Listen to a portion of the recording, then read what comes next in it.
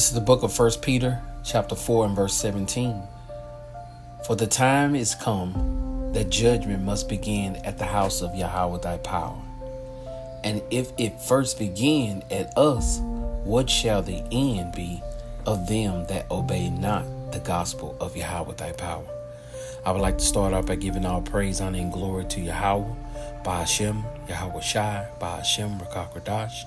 Double honors to the apostles and elders of Great Millstone who rule well, teaching his truth in its entirety. It's your brother Kalab. Also go by Hope, Grace, and Mercy. And I want to just give a testimony of a dream that I had last night.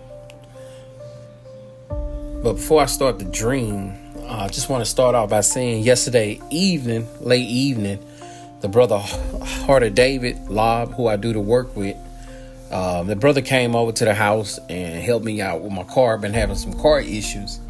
And once it got too late, we called it a night, had some drinks, some food and stuff like that. And the brother left, I came in the house and stuff like that, and later on that night, once I finally went to bed, as soon as I went to sleep, I just fell right into a sleep.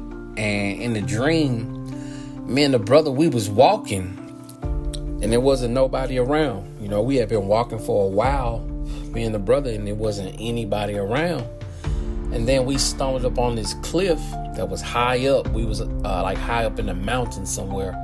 And we was looking down and we can see it was nothing but Yasharala, nothing but, looks like to be like straight Judah inside of this big arena.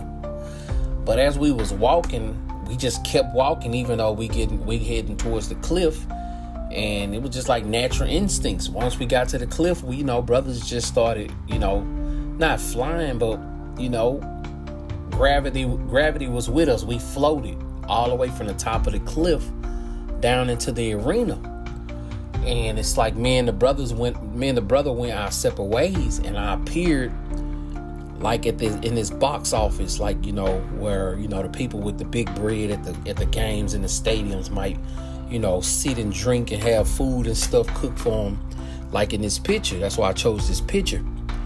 And when I appeared in this box office, in this big arena, it was like hundreds and hundreds of thousands of people in this arena, but it was all Judah. It was all Judah everywhere.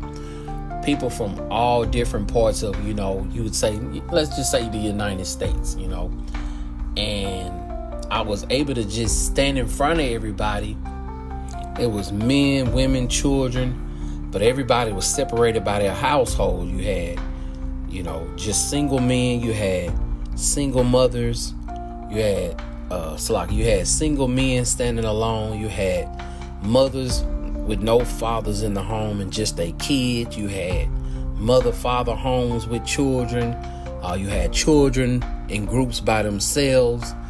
And it was a plethora of overweight big Shirleys. A plethora of them. Single mothers, big Shirleys with, 2 and 3, 4, 5 children grouped together. So it was like based off households. And everybody was just like still coming in, and everybody coming in as if, they had to be there. It wasn't no way around it. It wasn't kind of like if you come, you come, you don't. Everybody was in this stadium. It was packed. Like hundreds of thousands of Yasharala, Jakes though, Judah, from the tribe of Judah. And in the stadium box that I was in, facing, the people, all of a sudden, judgment, everybody started getting judged.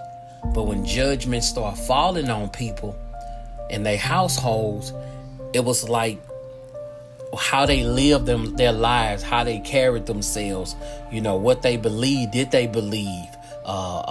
Things were playing back out loud, like, I can eat whatever I want to. That's the old laws. Those laws are done away with. You had people just being judged right on the spot. You had whole households, single mothers, and all their kids getting judged. You had parents surviving and the children not making. You had the children making it and the parents not surviving. You had people realizing that judgment was in the air, and they was trying to get up out of the stadium, like, you know, out the nearest exit. And it was like a plethora of, you know, hundreds and hundreds of people exiting, really like running out of the arena just in time. But guess what?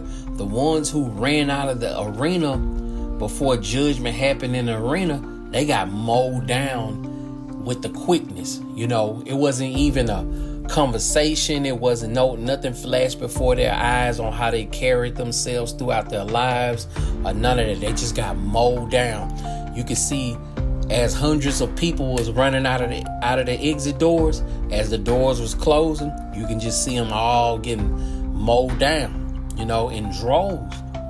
But then you had some people back inside the arena. They were trying to plead their case. You know, they were just like, well, I didn't know. Well, my mama didn't teach me that.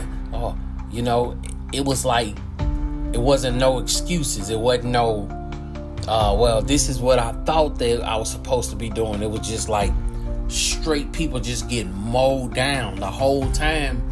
I'm standing there. It's kind of like when I'm standing there, all I can do is observe. You know, I wasn't like questioning nobody or trying to tell nobody anything. It was just I was just observing, like, damn, you know, like single parents.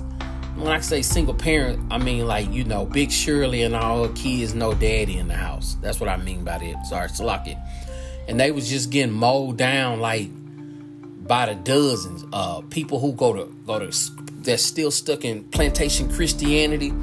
For some reason, they was all dressed up like they was going to church. Mowed down, you know, not a second thought.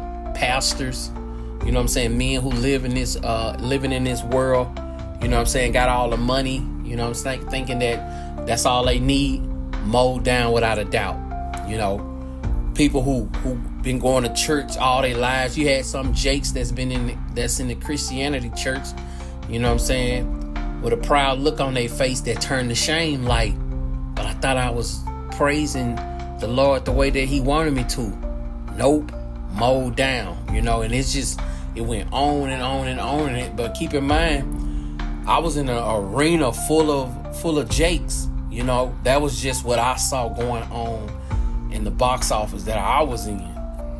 But once I was able to finally turn around and, you know, scan the area to see, you know, what's going on behind me, it was going on in the whole stadium. All the skyboxes and the regular seats. The field was kind of like a center stage, and that's where, like, you know, people who were deemed to be somebody in this society, who were once getting all the accolades and all these awards and getting all this money and stuff like that. It was the same stage that Yahweh Shem Yahushua was bringing them down low and judging them for everybody to see. You know, although in the dream it was mostly, you know what I'm saying, Jakes and Eves in the arena. You know, but I didn't mean to make this any longer. Can't make it no longer than the dream allowed me to. All right, I just want to end off on this precept. It's the book of 1 Peter chapter 4 and verse 18. And if the righteous scarcely be saved, where shall the ungodly and the sinner appear? So, you know, Lord willing, we are part of that elect number, all you beautiful brothers and sisters that have come back to this knowledge, wisdom, and understanding, and true faith and sincerity.